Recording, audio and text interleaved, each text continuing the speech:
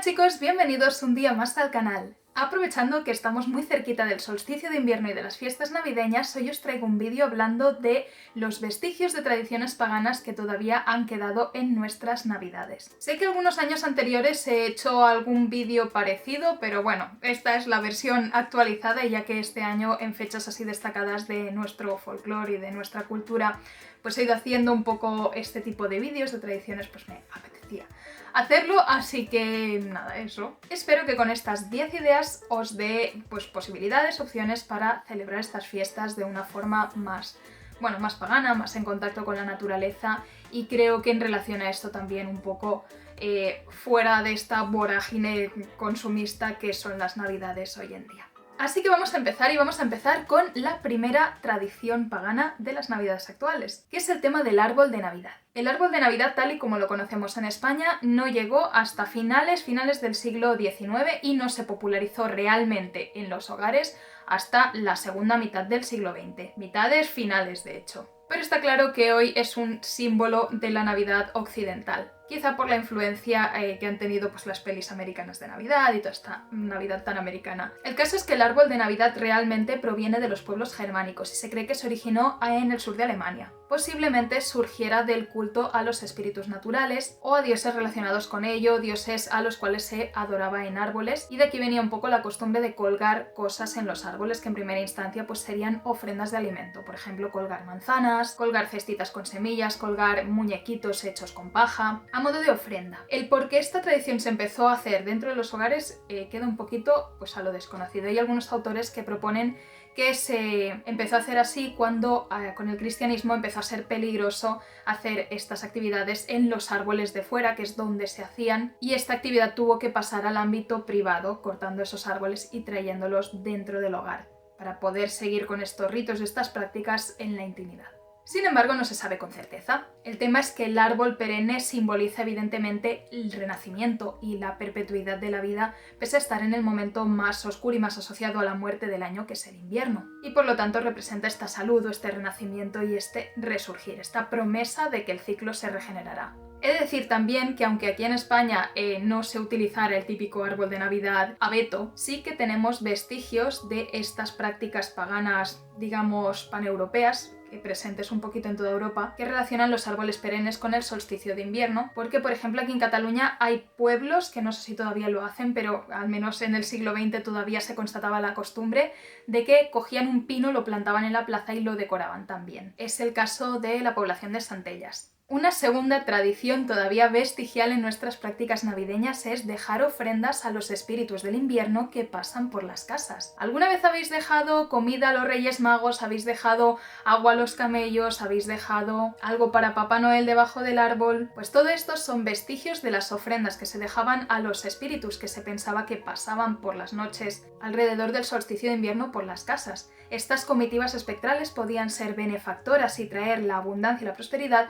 o podían ser perjudiciales. Algo que vemos reflejado también en estas figuras navideñas, rollo San Nicolás y el Krampus, o estas figuras que te premian si te has portado bien o te castigan si te has portado mal. El caso es que aunque esta costumbre se haya infantilizado, hasta hace muy poco aquí, por ejemplo, se dejaba la mesa puesta la noche de Navidad antes de irse a dormir o antes de ir a la misa del gallo, y se dejaba el fuego bien encendido, una ofrenda de un pan, vino, para estos espíritus que iban a pasar, y si estaban complacidos con las ofrendas, bendecían la casa. Los espíritus del invierno están asociados en primera instancia a la muerte, son espíritus de la muerte, del ámbito tónico de debajo de la tierra, y por eso se creía que tenían una capacidad destructora o dañina, pero también se entendía que la muerte era la que traía al final la abundancia y era la que traía la fertilidad a la tierra, y toda esta fertilidad, las cosechas, la abundancia, el alimento, provenía al final del ámbito subterráneo, era un regalo de la muerte, que volvía a dar la vida. Por eso podéis dejar unas ofrendas a estos espíritus antes de iros a dormir para que os bendigan con su buena fortuna.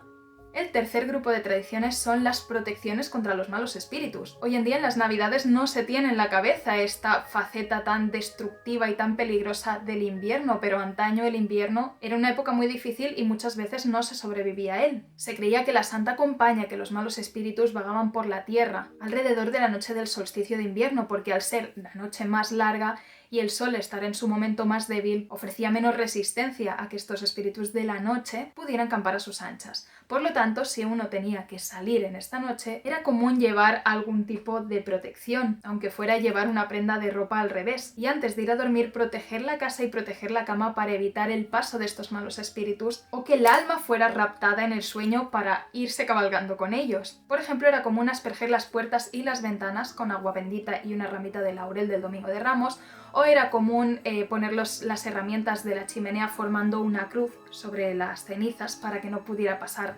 nadie por la chimenea, o persignar la almohada antes de irse a dormir. Número 4. El tronco solsticial. Hay algunas partes de España donde todavía se conservan vestigios de este grupo de prácticas relacionadas con la quema de un tronco solsticial, sobre todo por la franja norte. En Galicia tienen el tizón de Nadal, en Aragón se tiene la tronca, aquí en Cataluña tenemos el tió, y en otras partes se conserva como guiño en, por ejemplo, el tronco de Navidad del postre, ¿no? El brazo de gitano ese, pero que hace referencia a este tronco de Navidad igualmente. La costumbre de quemar este tronco se da también en toda Europa porque proviene de esta raíz común pagana. Y a nivel simbólico es una especie de rito por la renovación del ciclo. El tronco de Navidad es un tronco que debe arder toda la noche del solsticio, luego al cristianizarse pues es toda la noche de Navidad, o incluso, si es muy grande, puede durar encendido durante todos los días de las fiestas de Navidad. Tiene una virtud protectora porque su fuego protege en el momento más débil del sol, el fuego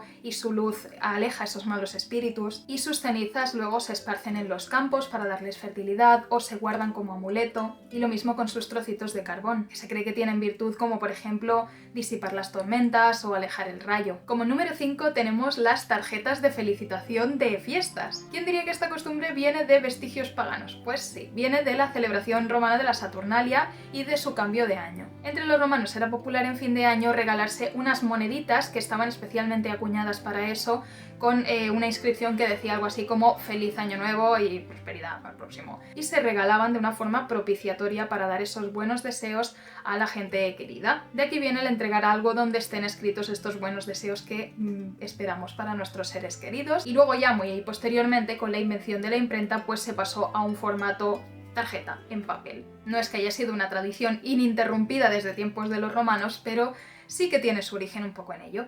Como sexto grupo de tradiciones tenemos todas aquellas que van de rendir culto a los ancestros. Sí relacionamos el culto a los ancestros mucho a la fiesta de Todos los Santos, al Samaín celta, pero en nuestro folclore realmente el tiempo de culto a los ancestros es desde esa fecha hasta que llega la primavera, durante todo el invierno, con dos núcleos especialmente importantes en el Día de Todos los Santos, pero también en las fiestas navideñas, en las fiestas solsticiales. En momentos donde la familia se reunía para celebrar, se echaba mucho en falta a la gente que no estaba y por lo tanto se llevaban a cabo actos como ponerles un plato de comida a la mesa y dejarles un hueco, aunque ellos ya no estuvieran entre nosotros, hablar sobre ellos, y a los ancestros se los relacionaba mucho también con el fuego del hogar. Se creía que las almas de estos antepasados estaban en el fuego del hogar, a lo que también había costumbres como entregar esas ofrendas al fuego o hablarle al fuego explicándole cómo ha ido el año, como si el mismo fuego fuera realmente un ancestro. Tradición número 7. Iluminar la noche. De nuevo, esta tradición ya viene de origen romano, y es que las fiestas navideñas se ubican en el solsticio de invierno, la noche más larga del año. Como ya hemos comentado, cuando el sol está en su momento más débil y la noche está en su momento más fuerte, también esos espíritus de la noche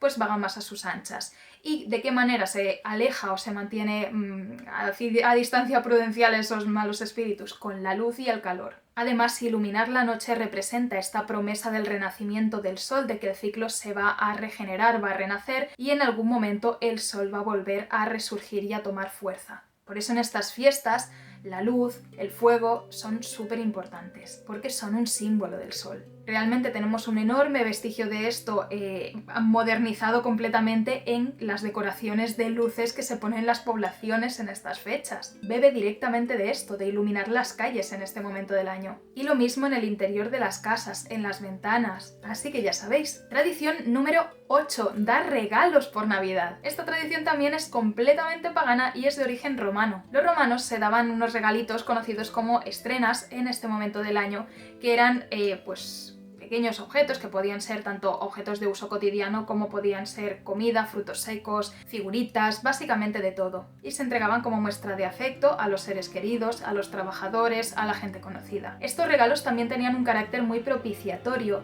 y servían para desear esa abundancia y ese bienestar a estos seres queridos para el nuevo año. Así muchas veces la estrena lo que representaba era aquello que se deseaba para esa persona para el año.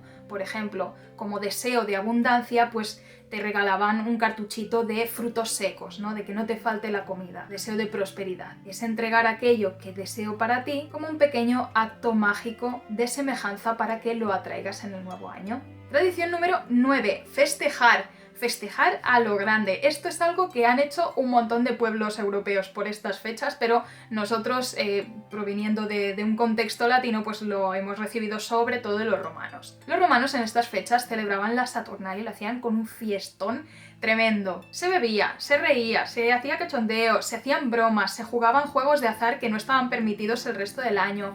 Las normas sociales se relajaban y se permitía ser mucho más permisivo en temas sensuales. En el orden social, por ejemplo, se producía una inversión de los roles muchas veces, en los cuales, por ejemplo, los amos servían a sus esclavos por unos días o por un día, porque se creía que este descontrol y este caos y este alegre jolgorio permitía que el resto del año se mantuviera bien el orden. Si tú dejas que la gente se descontrole en un contexto controlado, bueno, ya sean como una válvula de escape, se desahogan y el resto del año se comportan bien. Los romanos es que eran muy prácticos. Así que bueno, eso, a comer, a beber y a disfrutar. Y finalmente, número 10, limpiar la casa, cuidarla y atender y ofrendar a los espíritus domésticos.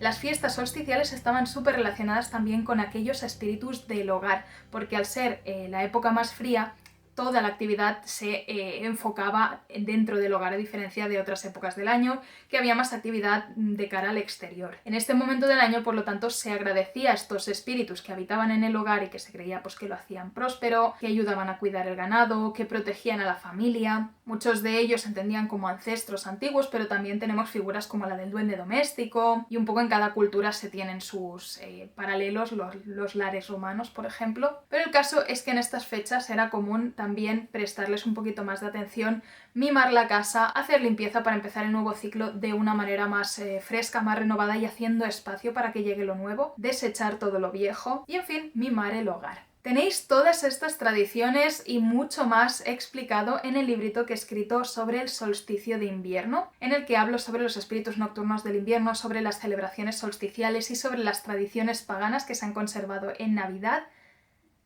Lo tenéis como siempre en PDF que se manda a todo el mundo y también en formato impreso que solo se manda a España en mi tienda online. Os dejo por aquí abajito en la descripción el enlace porque si os ha gustado el vídeo creo que os puede gustar y a mí me ayudáis y me apoyáis mucho para poder seguir viviendo de esto. Así que con todo espero que os haya gustado este vídeo y que nos veamos próximamente. Un abrazo a todos chicos y hasta pronto.